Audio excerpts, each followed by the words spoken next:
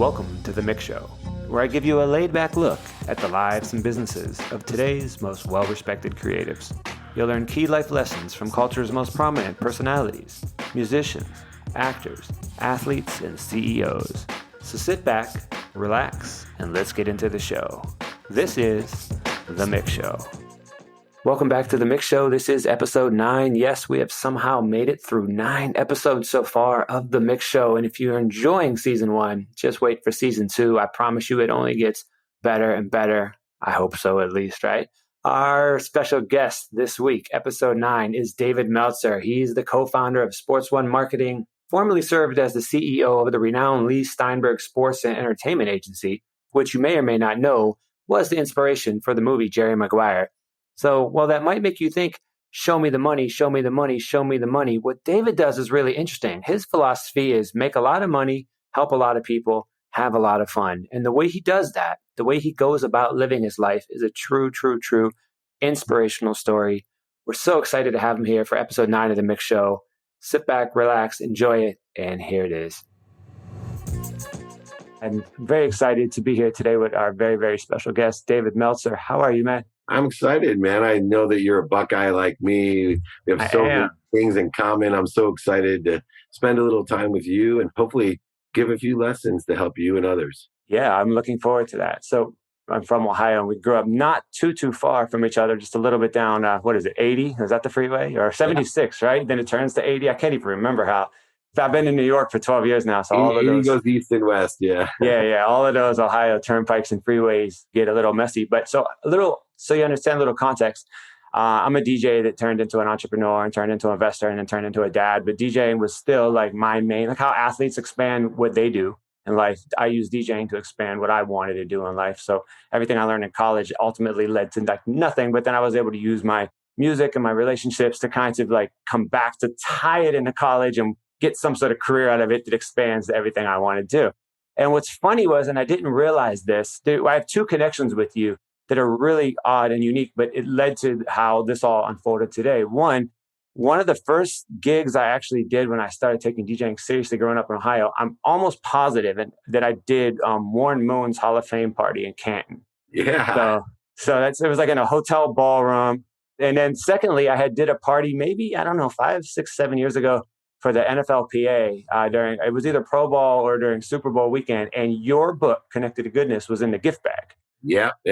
And I remember, it's funny because that book really impacted a lot of my mindset and my thought process in life. But I remember, getting back to my room and I opened up the big gift bag and I was just like, I just wondered like, where's like the Cristal? Where's like the rare Jordans? There's like a book.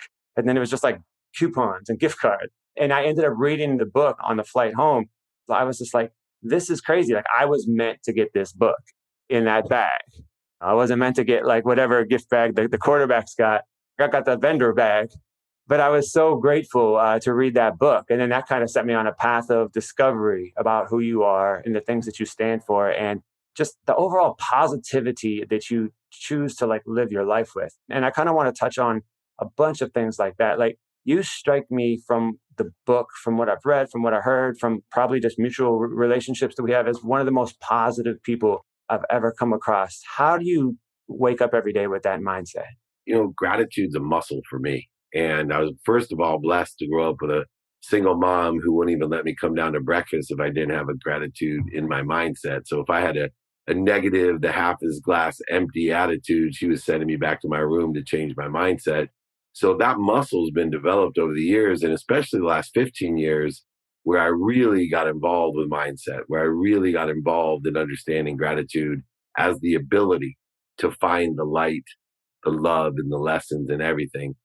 For me, it started with just taking out the trash. I tested myself because I hated taking the trash out. It was like bad karmaville for me. I felt like it was a punishment. And from the time I was a kid, 6 kids, 5 boys and a girl, for whatever reason, probably because I didn't like to take the trash out, I always had to take the trash out. I go to college, smallest guy in my football fraternity, they make me take the trash out. I end up with 3 daughters, have to take the trash out, all these different things. Yeah. And so I set forth saying, you know what?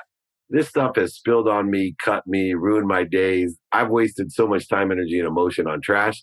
If I can prove to myself that I can love to take the trash out, if I can learn to be grateful for taking the trash out, than like Viktor Frankl in the Holocaust, who learned to be grateful for the dirty water fish head soup after being a prestigious doctor in Germany and being stuck in a concentration camp. He had an unbelievable mental aptitude and mindset and the ability to strengthen that muscle to find obviously light, love, and lessons and beauty in anything. I wanted to be that guy that could find light, love, and lessons and beauty in anything. And that's what I've been working towards by enjoying the consistent, persistent pursuit of that perspective. Yeah, it's funny. I've never heard anybody reference trash in that way as such a positive, and it made me think like I started working in seventh grade. My grandpa had a drugstore in Youngstown, Ohio, and his thing to do to bring me to reality was you can't just be the cool kid in middle school. You can't be the guy who's like doing all these things. Our middle school was right next to my grandpa's drugstore, and he literally would make me jump in the dumpster to smush the trash down so they could get more trash in it to save money, to give him a better business. I would always end up getting that job right when like kids I knew were walking by. It would like be right after school. He'd be like, all right, your first thing to do. I couldn't let me sell candy or like do all these cool things. It was jump in the garbage. And it taught me like, man, ultimately like the opinions of these people, like they were 12 and 13, doesn't ultimately matter as you go through life. But I didn't know, I hated him at the time. I was like, are you serious? You obviously take a lot of things super seriously in your life, but you've also said never take things seriously. Like, how do you rectify those two things in a balance? Yeah, I think there's a lot of things that I blend that don't make sense to other people, like being so persistent and consistent in what I do, but being so patient and allowing it to happen. Another one of those areas, I was blessed today to do today's National Sunday. I know we both have sons named Miles, and I put Yeah, Miles yeah, on my yeah. Instagram, and we asked him, what's the number one lesson you learned from your dad? And he said, rule number 6, don't take yourself so seriously. So I think you can be serious, right? Serious is the ability to study what you want. It's the mathematical equation of luck. So I believe that the more I pay attention to and the more I give intention to what I think, say, do, believe, and even understand my personality traits, characteristics, obsessions, and addictions, they create the coincidences I want in my life. And I have to be able to institute the law of Goya, getting off my ass, being the little burro, outworking everybody, having that Buckeye attitude of why me attitude, no, but a try me attitude, like Youngstown and Akron guys. We don't quit. But on the other side, you can blend in the ability to be that ferocious with the Buddha attitude of not taking yourself so seriously. Like I put the seriousness in what I'm doing, but not into the outcome. So when I learn to detach my emotions from the outcome, but apply my emotions like a ferocious Buddha to the activity of getting what I wanted, that was the blend and the enlightenment that I needed in order to effectuate this idea of being completely persistent and consistent and still being patient. You mentioned the dualities of your beliefs, which I agree with wholeheartedly. How has that been like as far as when you're with corporate culture and you're dealing with like some of the biggest CEOs in the world and the biggest venture capitalists in the world? We've seen a million times over. These companies say they're all about people and humanity and all that, and then obviously like they're not. When you're dealing with them and you're preaching this gospel to them, how is that normally received? Well, it's interesting because I know there's two currencies. One is the money, which is an object of energy that we put into the flow to get what we want. Usually people put money in the context of scarcity, back to the world of not enough or the world of just enough. So many people and corporations buy things that they don't need to impress people they don't like. But when I get into a corporate setting with some of the greatest billionaires, executives, entrepreneurs, celebrities, athletes, entertainers as I have through my career. I ran the most notable sports agency in the world. You had mentioned the Warren Moon connection. He and I had partnered into one of the biggest sports marketing and media companies. But in the end, teaching abundance, showing people quantitative analysis, being able to articulate how you can be abundant and still provide value. So I instituted something I called the 120 rule, which was I'm not going to step in front of those executives. I'm not going to step in front of the billionaires, millionaires, entrepreneurs, unless I can articulate how are they going to benefit quantitatively from what we're doing to prove to them just because they get something doesn't mean that other people can't have it as well. Just because you are receiving doesn't mean you're shorting something of somebody. There's not the world of to me. There's not the world of for me. There's a world of through me. And teaching these executives to allow things to come through them for others for the ultimate benefit of the greater good is one of the missions that I'm on in order to impact over 1 billion people to be happy. I love that. You mentioned providing value. I hear that as a common theme, and I agree with that. A lot of the people that are in my audience, a lot of people that are listening to this podcast, like we're focusing on creatives of all types. And my belief is that we're all creatives. Say whether you're a DJ who turns into other things, or you're an athlete, or you're an actor, or you're just a guy sitting in a cubicle at a company. I've always felt that it was frustrating that you're always told the creatives are on this side of the company. You guys get the big windows. You guys get the Macs. You guys get all that. And everybody else, you're told you're not the creatives, and you're sitting at the cubicle, and you have the slow Windows computer, and you have all that. And I've always felt that, like, when I was in college, they told me I couldn't be creative if I wanted to be successful, which blew my mind. Shout out to John Carroll University. I know you'll appreciate that. The mug, I actually pulled it out for some Ohio shit for you. But, it's not true. So, what would you say to the people who are creative and entrepreneurial and on the younger beginning side of their careers right now, right? Who they know they need to provide value, right? But they don't think that they can yet, simply because they're 22, 23. They don't have that big job. They don't have that bank account, the expense account, the relationships. How can those people provide value? That's so interesting because I believe that genius and creativity is the expression of God. It's the expression of what we're connected to all the time. It's the expression of the light, the love, and the lessons that we're always connected to. And, these social impacts and impressions and judgments and conditions that society has put on us through our educational system, through our economic system, which needs to be rethought because everybody has the ability to manifest. I use the analogy that all of us are like 3D printers and we're just geared to print different stuff, right? You're geared to print music. I'm printing money. Don't tell the government. No, but we're all able to manifest. In fact, I'm doing, training this Friday about the ability to manifest, connected to goodness was about manifesting everything in your life and business. We are all co-creators and we're co-creating and collaborating together. My goal in life is not to, find some connection to that great source of expression of genius and creativity. It's to clear the interference from not only what other people have told me, but what other people have expected of me and what I've told myself that I can't do. So I'm always telling people, I know we're close to voting season. Hey, vote for what you want, elect what you want in your life. Most people spend their lives voting for what other people want for them. And then they're resentful when they get it. Or even worse, most people vote for what they don't want in their lives. They're always telling themselves, you can't do that, you can't do this, you can't do that. And then they end up electing exactly what they don't want in their lives. Right, and then right. they're depressed and sad that they didn't do it. You talked about me being super optimistic. Part of the reason is I'm expression of genius. I'm a creative source that can create whatever I want. I can materialize whatever I want.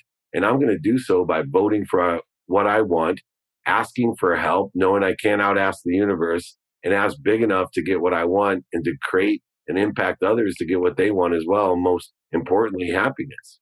For 20 years, I've been training people for free.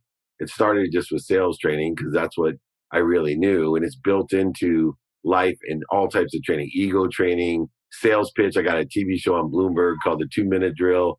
I got training on how to do a podcast. I got training on, the 5 to Thrive in life.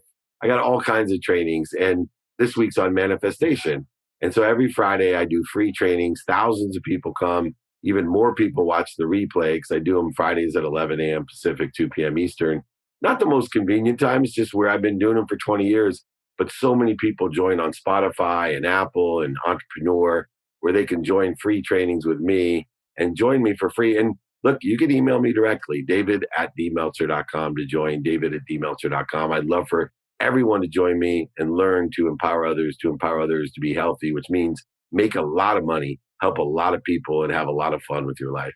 I like that. I think a lot of people feel that there's a imbalance of you can't be a good person as well as make a lot of money at the same time, or you can't enjoy a great life while you're still impacting other people's life on a high level. And how would you help somebody understand a relationship to money? I think that's a huge problem. Is number one, most people don't feel worthy of what they have. So they start making excuses for not having it, right? They come up with things like, the more I give, the more I get, but they never have anything to give.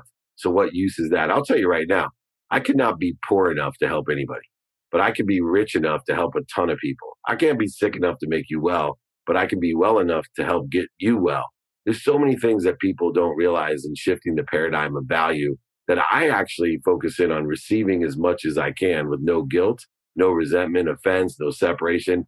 I focus on receiving as much as I can to allow it to come through me for others with appreciation, gratitude, and me adding my values to it. But I think it's so important for people to not make excuses for what they want, to feel worthy of everything that they receive so they can give it away. Look, I know during COVID, a lot of people are like, man, can't be out there, Dave, telling how happy you are and how great things are going for you. And I'm here to tell you, I am not apologizing for being well. I'm not going to apologize for being rich. I know this, I can be rich enough to make everyone rich, and that's my goal. And I can be happy enough to make everyone happy.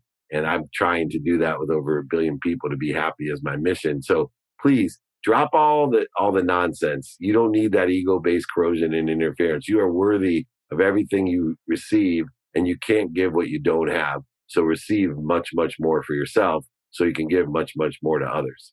I even fell into that myself when the quarantine happened, because like the majority of my work at that time was through live entertainment, which was obviously like taken off the grid for mostly everybody, whether you're an athlete or you're an entertainer.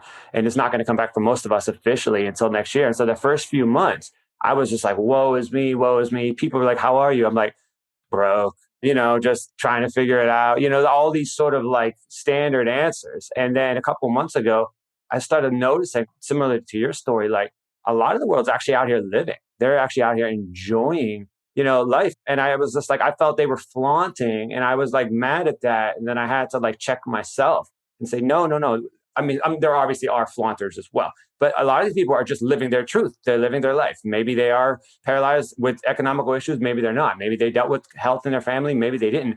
But they're just out there living in whatever this new normal is. And I shifted my mindset like 2 or 3 months ago, and like so much started opening. I don't wake up every day like, when is this shit going to be over so I could fucking get on with the rest of my life? Now it's like, this is what's going on. This is the rest of my life. Let's fucking go. And it's like, I'm a better dad. I'm a better provider for him. I'm a better human. My friends like me again. Like, it's a crazy thing, but it took a complete mind shift and a mindset change to do that. It is because of what people like you guys teach and preach that we're able to figure that out.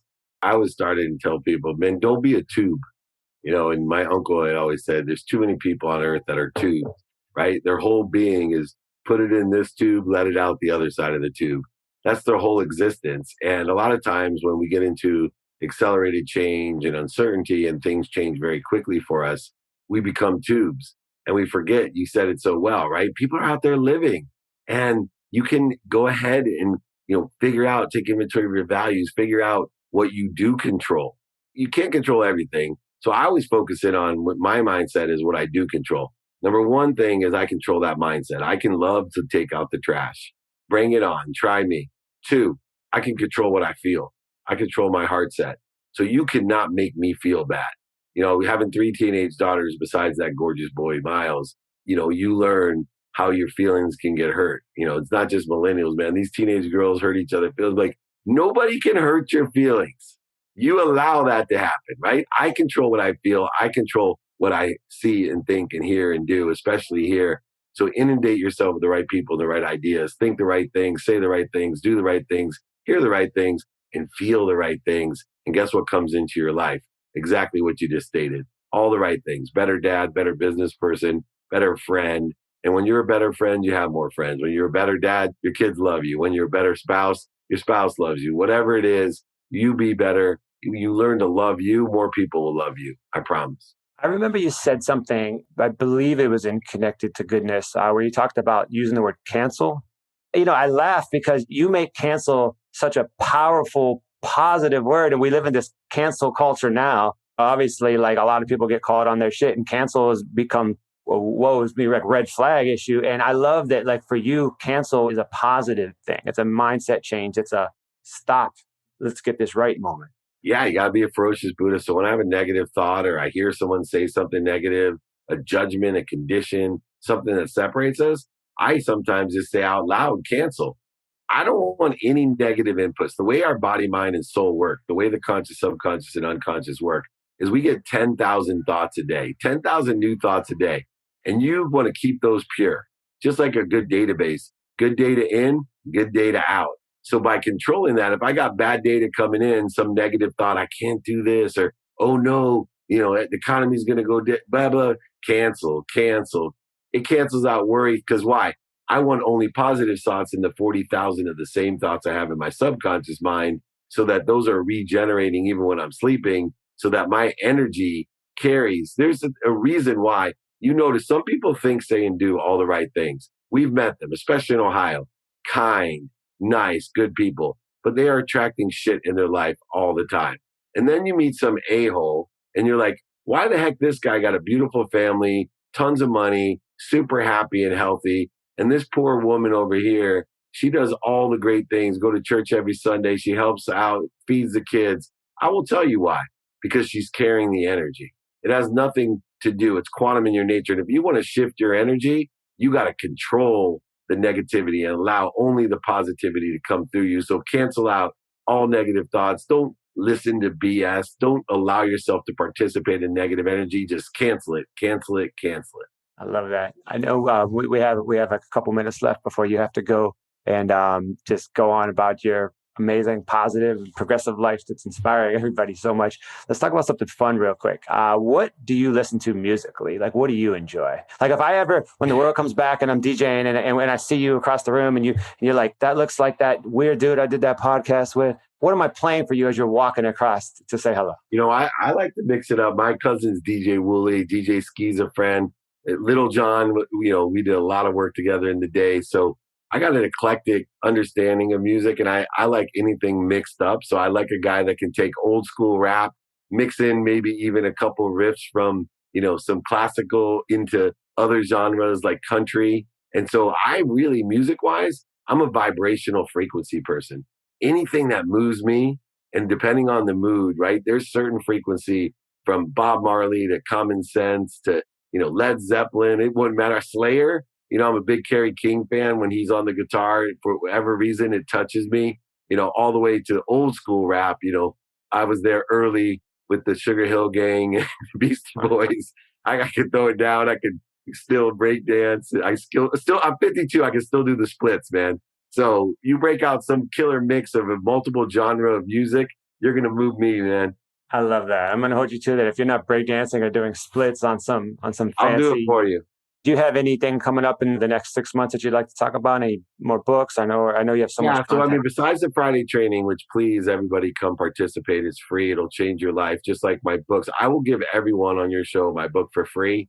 You go ahead, email me, david@dmeltzer.com. But I have a new show. It's coming out on Bloomberg, 2-minute drill. It's a pitch competition. You can email me if you want to apply. We got some great prizes, and it's 2 minutes to pitch your idea. I give you feedback. You get to ask questions.